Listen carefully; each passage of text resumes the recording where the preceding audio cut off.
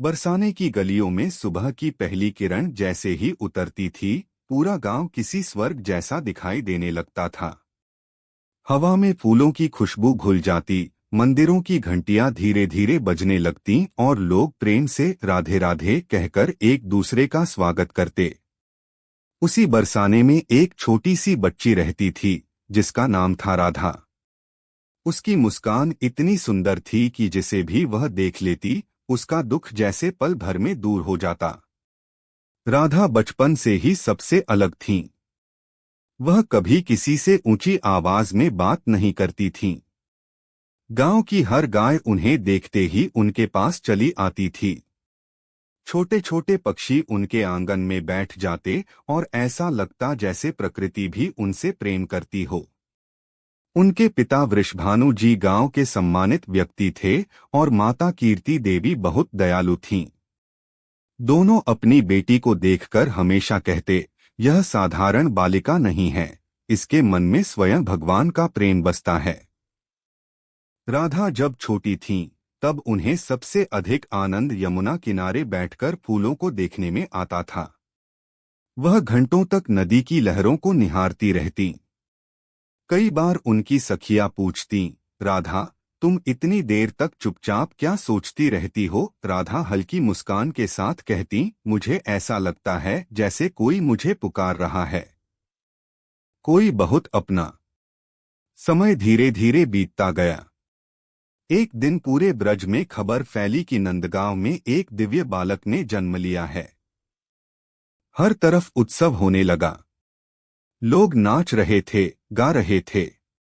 उसी दिन पहली बार राधा के मन में एक अनजानी खुशी जागी।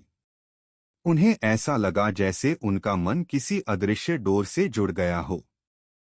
कुछ समय बाद एक उत्सव में राधा पहली बार कृष्ण से मिली। जैसे ही उनकी नजर कृष्ण पर पड़ी, समय मानो रुक गया। कृष्ण की आंखों में शरारत थी, लेकिन उनके चेहरे पर दिव्यता चमक रही थी। दूसरी ओर राधा की आंखों में अपार प्रेम था।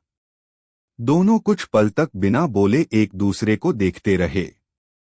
सखियां हंसते हुए बोलीं, राधा, तुम चुप क्यों हो गई? लेकिन राधा के पास कोई उत्तर नहीं था। उनके मन को जैसे अपना सच्चा साथी मिल गया था। उस दिन के बाद कृष्ण अक्सर बरसाने आने लगे। कभी वे ग्वालबालों के साथ माखन चुराते, कभी बांसुरी बजाते और कभी सखियों को हंसाते। लेकिन जैसे ही कृष्ण बांसुरी बजाते, राधा सब कुछ भूल जाती। वह उस मधुर धुन में खो जाती। एक दिन यमुना किनारे कृष्ण बांसुरी बजा रहे थे। पूरा वातावरण शांत था। पेड़ स्थिर हो गए थे, पक्षियों ने चहचहाना बंद कर दिया था। ऐसा लग रहा था जैसे प्रकृति भी उस संगीत को सुन रही हो। राधा धीरे धीरे वहां पहुंची। कृष्ण ने मुस्कुराकर पूछा, राधे, मेरी बांसुरी कैसी लगती है? राधा ने आंखें बंद करके कहा, तुम्हारी बांसुरी नहीं कान्हा, यह तो सीधे हृदय में उतर जाती है। कृष्ण हंस पड़े। उन्होंने कहा, अगर मेरी बांसुरी तुम्हारे हृदय में उतरती है, तो तुम्हारा प्रेम मेरी आत्मा में बसता है। धीरे धीरे पूरे ब्रज में राधा और कृष्ण के प्रेम की चर्चा होने लगी। लेकिन उनका प्रेम साधारण नहीं था। उसमें स्वार्थ नहीं था, अधिकार नहीं था। वह केवल समर्पण था। एक बार बरसाने में भयंकर सूखा पड़ गया। खेत सूखने लगे, पशु प्यासे रहने लगे। गांव वाले बहुत परेशान हो गए। सब मंदिरों में जाकर प्रार्थना करने लगे। राधा यह सब देखकर दुखी हो गईं। उन्होंने मन ही मन कृष्ण को पुकारा, कान्हा, तुम्हारे ब्रज के लोग दुखी हैं, कुछ करो। उसी रात कृष्ण बरसाने आए। उन्होंने मुस्कुराकर कहा, राधे, चिंता मत करो। अगली सुबह अचानक आसमान में बादल छा गए। तेज बारिश शुरू हो गई। सूखे खेत फिर से हरे हो गए। गांव वाले खुशी से झूम उठे। सभी समझ गए कि यह कृष्ण की कृपा है। लेकिन कृष्ण ने मुस्कुराकर कहा, यह सब राधा के प्रेम की शक्ति है। राधा का हृदय हमेशा दूसरों के लिए धड़कता था। एक बार गांव में एक बहुत गरीब बूढ़ी औरत रहती थी। उसके पास खाने तक को कुछ नहीं था।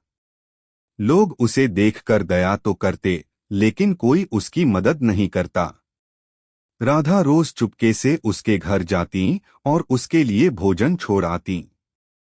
एक दिन बूढ़ी औरत ने उनका हाथ पकड़ लिया और रोते हुए बोली, बेटी तुम कौन हो, क्यों मेरी मदद करती हो? राधा ने मुस्कुराकर कहा, माँ, जहाँ प्रेम होता है वहाँ अपना पराया नहीं होता। यह सुनकर बूढ़ी औरत की आंखों से आंसू बहने लगे। समय के साथ राधा और कृष्ण का प्रेम और गहरा होता गया। जब भी कृष्ण गायें चराने जाते, राधा दूर खड़ी होकर उन्हें देखती रहती। कृष्ण भी कभी कभी जानबूझकर बांसुरी बजाते ताकि राधा वहां आ जाए।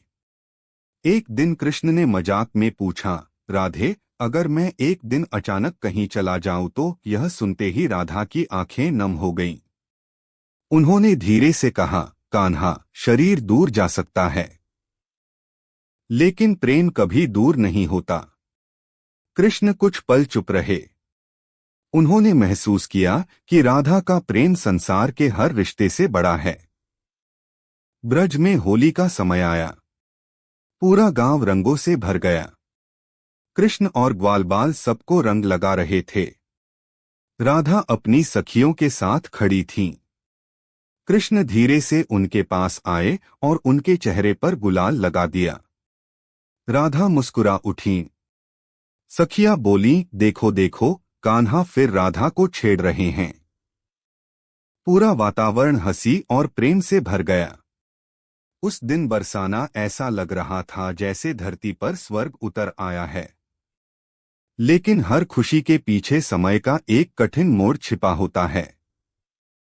एक दिन मथुरा से संदेश आया कि कृष्ण को वहां जाना होगा। यह सुनकर पूरा ब्रज उदास हो गया। सभी की आंखों में आंसू आ गए। राधा चुप हो गईं। उनके भीतर जैसे सब कुछ टूट गया। जिस दिन कृष्ण जाने लगे, पूरा ब्रज रास्तों पर खड़ा था। सभी रो रहे थे। कृष्ण ने सबको समझाया, लेकिन उनकी अपनी आंखें भी नम थीं। राधा दूर खड़ी थीं। कृष्ण उनके पास आए और बोले, राधे, मैं जा रहा हूं। राधा ने आंसू रोकते हुए कहा, तुम कहीं नहीं जा रहे कान्हा, क्योंकि तुम मेरे हृदय में हो। कृष्ण कुछ बोल नहीं पाए। उन्होंने बस राधा को देखा। उस पल में इतना प्रेम था कि शब्द छोटे पड़ गए। कृष्ण मथुरा चले गए। ब्रज सूना हो गया। बांसुरी की धुन बंद हो गई। गलियां शांत हो गईं। लेकिन राधा ने कभी शिकायत नहीं की। वह हर दिन उसी प्रेम से कृष्ण को याद करती रहीं। सखियां कई बार कहती, राधा, तुम्हें दुख नहीं होता? राधा मुस्कुराकर कहती, जिस प्रेम में मिलन ही सब कुछ हो, वह प्रेम अधूरा है। सच्चा प्रेम तो विरह में भी जीवित रहता है। धीरे धीरे राधा का प्रेम भक्ति बन गया। लोग उनके पास आने लगे। जो दुखी होता, राधा उसे समझाती। जो टूट जाता, उसे प्रेम का रास्ता दिखाती। एक दिन एक युवक उनके पास आया। उसकी आंखों में निराशा थी। उसने कहा, मेरे जीवन में बहुत दुख है, मुझे कुछ समझ नहीं आता। राधा ने उसे पास बैठाया और बोली, जब मनुष्य केवल अपने लिए जीता है, तब दुख बढ़ता है। लेकिन जब वह दूसरों के लिए जीना सीख लेता है, तब उसका जीवन बदल जाता है। युवक ने पूछा, लेकिन प्रेम क्या है? राधा मुस्कुराई, प्रेम लेना नहीं, देना है। प्रेम किसी को बांधना नहीं, उसे मुक्त करना है। उनकी बातें सुनकर युवक की आंखों में नई रोशनी आ गई। समय बीतता गया। राधा अब पूरे ब्रज की आत्मा बन चुकी थीं। लोग उन्हें केवल एक स्त्री नहीं, बल्कि प्रेम का स्वरूप मानने लगे। एक रात राधा यमुना किनारे बैठी थीं। चांदनी पानी पर चमक रही थी। हवा धीरे धीरे बह रही थी। अचानक उन्हें बांसुरी की हल्की धुन सुनाई दी। राधा की आंखें भर आईं। उन्होंने आंखें बंद कर लीं। उन्हें ऐसा लगा जैसे कृष्ण उनके सामने खड़े हों। वही मुस्कान, वही प्रेम, वही अपनापन।